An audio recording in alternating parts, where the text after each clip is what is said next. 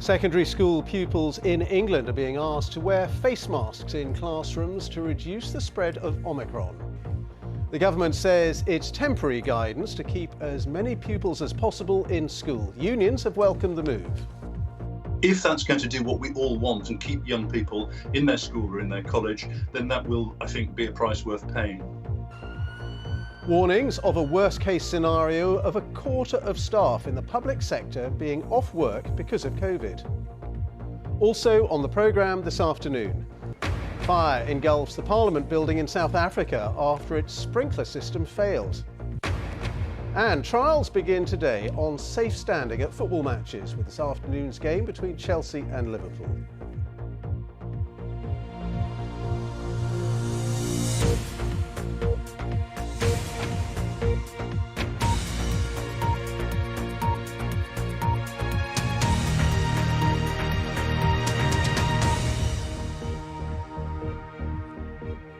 Good afternoon. Secondary schools in England have been told that children should wear face coverings in classrooms to help stop the Omicron COVID-19 variant from disrupting the new term. The move brings England into line with the rest of the UK. Unions have welcomed the advice, while also warning that staff shortages could once again lead to some children being taught at home. Sandra Berg reports. In Scotland, pupils have been wearing masks as they learn, with the windows open, for the last few months. The picture's similar now in Northern Ireland and Wales. The A is definitely for better response. So why Next week, English secondary students will follow suit as the government tries to reduce the spread of COVID in schools. Around half of children over 12 have been double jabbed, not enough to keep the virus out. The face coverings is very much a short-term measure, simply to the 26th of January when it will be reviewed, because we recognise that it is not something that many children will want to wear. It recognises the priority of ensuring face-to-face education is made available. That's our number one priority. Some are worried that this could affect children's learning, which has been so disrupted for the last 2 years. Thank goodness is very low risk to children. So I'm very wary. I will listen to what the government says, but I am very wary about imposing masks on children in schools because I worry about their well-being, their anxiety and their mental health, which has already suffered because of school closures during lockdown. Good morning. But it's backed for now by the teaching unions. If this is a short-term fix, as the government says, and one of a number of different measures, including ventilation and moving Ofsted to the sidelines, if that's going to do what we all want and keep young people in their school or in their college, then that will, I think, be a price worth paying. So what difference will it make to transmission in the classroom? Masks work in several ways. First of all, they trap the virus if you are infected and don't know it. They protect you from incoming virus if you're not infected and you don't know that you're talking to somebody who's infected. But also the masks, if you wear them, stop you from picking your nose, scratching, picking your lip, and self-inoculating that way. So the masks have several benefits. And also if you're wearing a mask, it's actually, people tend to be more careful. But being more careful can come at a price for education. It's helpful for some parts, and it's not helpful because when you're asked a question and your teacher doesn't understand what you're saying, they're going to have to tell you to repeat and repeat until the point you have to take your mask off and repeat it, and then they'll understand. But it's helpful because the COVID is spreading a lot and it's affecting a lot of people in the UK. Nobody wants another lockdown where even with support from schools, children fall behind with their lessons, become vulnerable, isolated, even put at risk. But across England, head teachers are looking at contingency plans. They'll only know next week whether to put them into effect when they can see how many staff and pupils are absent with Omicron. Sandra Berg, BBC News. Well, public sector leaders have been told to prepare for the worst-case scenario of up to a quarter of their staff being off work because of COVID. The UK has seen record numbers of daily cases over the festive period. Ministers have been tasked with developing robust contingency plans for workplace absences. Here's our business correspondent, Katie Prescott. This Cumbria care firm has been short-staffed and finding it tough to recruit for a while. Bosses say they've got enough work for at least another 40 people. Now Omicron has decimated their rotas. It's going to be difficult. We may be in a position as a care sector where not everybody's going to get the care they need. That's the unfortunate truth. We are not going to be able to provide care for everybody that needs it, and that's obviously a major worry. This lack of carers has a knock-on impact on hospitals too, as people are unable to be sent back home once they're well enough. It's what's happening there that's a real worry. To try and keep vital services like hospitals open, public sector leaders are being asked to make contingency plans for having 10, 20 or even up to 25% of their staff off at any one time. And solutions to that could include drawing on pools of former workers, former teachers in schools, for example, or prioritising certain services. Shortages are also hitting the hospitality industry. This popular Italian restaurant had to shut before Christmas as staff fell ill. We got to a point at the end of the first week where we were very short-staffed, but we managed to work a rota. We managed to get those remaining staff to pick up shifts. But around the 22nd, we finally reached the sort of critical mass of casualties. And of 24 staff, we ended up with just 5 who were negative, me included. When it comes to businesses such as restaurants and bars, ministers across the UK are being asked to look at just how bad things could get and to work out what they need to keep going through this time. Labour says this announcement shows the government is leaving contingency planning to the very last moment. The most recent restrictions in England, set out in the government's Plan B earlier in December, are expected to be reviewed this week.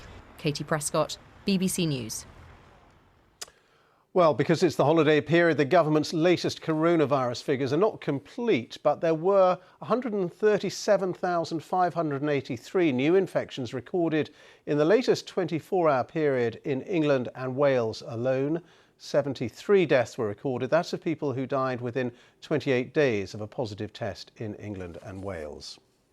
Well, our political correspondent Damien Grammaticus joins me now. And Damien, the government's still saying nothing in the data to warrant further restrictions at the moment, but there's an important review this week. Yes, exactly. So there is a review coming up, possibly on Wednesday. This is a 3-week review from those Plan B measures that were brought in mid-December. So working from home, face masks, COVID passes. That review is coming in the middle of this week. We will see what happens there. But all the messages are from the government is that they're saying the data they have at the minute suggests no need for further restrictions, but the data is being watched and changing by the day. And of course, it will reflect what happens over Christmas and the New Year period and all the mixing there. And we know that health service bosses are saying they are under real pressure right now. So the instincts of the government are to wait, and that those restrictions would last up to the end of January, possibly, or the measures we have at the minute, but no new restrictions. But it all depends on what the figures show. All right, Damien, thank you very much indeed. South Africa's Houses of Parliament in Cape Town have been severely damaged by a fire which tore through the building after its sprinkler system failed to activate. It was described as a terrible, devastating event by the country's President Cyril Ramaphosa. An investigation is underway and a 51-year-old man has been held for questioning. Our Southern Africa correspondent, Nomsa Maseka, sent us this report.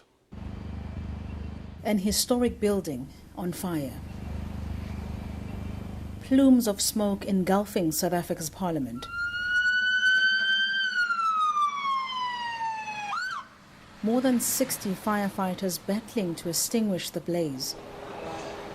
The fire started on the 3rd floor offices and quickly spread to the National Assembly chamber. The damage is extensive, and there are fears that some parts of the structure, which was built in the late 1800s, could collapse. The entire parliamentary complex is severely damaged, waterlogged and smoke damaged. So there's going to be damage extensively. The roof above the old assembly chamber the old assembly hall is completely gone. Many high-profile South African politicians, including President Cyril Ramaphosa, were in Cape Town for the funeral of Archbishop Desmond Tutu, which took place at St. George's Cathedral, a block away from the Parliament precinct. This is devastating news. It's a terrible and devastating event, particularly after we gave the Arch what I would call the best send-off yesterday. The minister responsible for government infrastructure said firefighters managed to contain the blaze from spreading further. This is a very sad day for our democracy because Parliament is the home of our democracy and Parliament is also a strategic key point. No injuries have been reported and there's no indication of what may have started it. Fire and rescue service officials have said it could take longer to put it out completely due to carpets and wooden floors. Nomsa Masego, BBC News, Cape Town. A second 15-year-old boy has been arrested on suspicion of murder following a stabbing in South London. Zayan Amabulina, who was also 15, died after being stabbed in the heart at Ashburton Park in Croydon on Thursday. Another 15-year-old boy who was arrested on suspicion of murder has been released on bail. Sudanese security forces have reportedly killed 2 protesters in the city of Omdurman during demonstrations calling for the military to leave politics.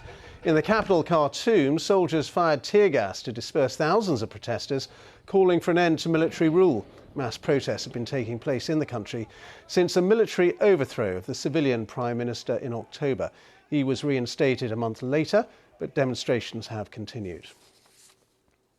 Thousands of people in Amsterdam have been protesting against the Dutch government's coronavirus lockdown measures. Riot police were used to break up the gathering. The Netherlands went into a sudden lockdown on December the 19th, with the government ordering the closure of all but essential shops, as well as restaurants, hairdressers and gyms. 20 Conservative MPs and peers have called on the Prime Minister to tackle the spiralling cost of living. 5 ex-ministers are amongst those who have written to the Sunday Telegraph arguing for a cut in environmental levies and the removal of energy taxes. Their call follows big rises in wholesale gas prices. The government says it is meeting suppliers and the regulator regularly to work out how to help consumers. Denmark says it hopes to end the use of fossil fuels on domestic flights by the year 2030. The Danish Prime Minister says flying must be made green, but acknowledged the target would be hard to meet. Denmark had already announced plans to reduce carbon emissions by 70% of 1990 levels by 2030. Now, let's catch up on all the day's sports news. Here's John Watson at the BBC Sports Centre. Hi, John. Hi, Ben. Thank you. Chelsea host Liverpool in the Premier League in what is an historic occasion for the game, with the reintroduction of standing in the top flight for the first time in over 25 years. Stamford Bridge is one of 5 stadiums participating in the trial. Laura Scott is there. And Laura, this is a landmark moment for the game. Yes, it's a hugely significant moment. Today, 12,000 Chelsea and Liverpool fans became the first since 1994 to have legally been allowed to stand for the duration of a top-flight game. In reality, many fans have been persistently standing for a number of years, but they've done so against a law that was introduced in the wake of the Hillsborough tragedy. There was a real mix of opinion from fans on their way in today, some saying that there's a better atmosphere when fans are standing, others voicing safety concerns. We know there are reservations from the police about fans migrating into the standing areas and a potential deterioration in fan behaviour. But those behind the pilot programme, which runs for the rest of the season, are confident it can be done safely, with barriers between the rows of seats designed to prevent crowd collapses and fans having the choice to sit if they wish. Unlike the action on the pitch, we won't know the result of today's pilot at the final whistle, but the new year has brought a new era for football. Laura Scott live at Stamford Bridge for us. Many thanks indeed for that. Well, Chelsea's game is one of 4 in the Premier League today. Everton lost to Brighton. Leeds beat Burnley, while Brentford were 2-1 winners over Aston Villa. Nesta McGregor reports. A new year brings with it oodles of optimism and that added incentive for change. Fitting for Brentford and Aston Villa, both mid-table, both as far from relegation as they are from the top of the table. The game's first big chance, Danny Ings, his shot well blocked, the defender clearly having a lot to say after. Minutes later though, Ings let his left foot do the talking. Similar angle, different outcome. Brentford were outplayed for most of the first half, but equalised just before the break. Johan Wissa with a fizzer. However, it was Villa who continued to create the bulk of the chances. Their boss, Steven Gerrard, could foresee a nail-biting finish. And that's what he got. 7 minutes from time, Mads Roslev at the second attempt made them pay. The Bees soaring, and so is their optimism, for the moment at least. Nesta McGregor, BBC News. And Dan Evans inspired Great Britain to victory in their first match of the season-opening team event, the ATP Cup in Sydney. After winning his singles match, Evans teamed up with Jamie Murray in the deciding doubles tie against Germany to seal a 2-1 win. They beat Alex Zverev and Kevin Kravitz. Their next match is against Canada on Tuesday. And don't forget, there's plenty more over on the BBC Sport website this evening, including all of the day's Premiership rugby results. That, though, is all from me. Ben. John, thank you very much indeed. And there's more throughout the evening on the BBC News channel. We'll be back with the late news at 10. Now on BBC One, it's time for the news where you are. Goodbye.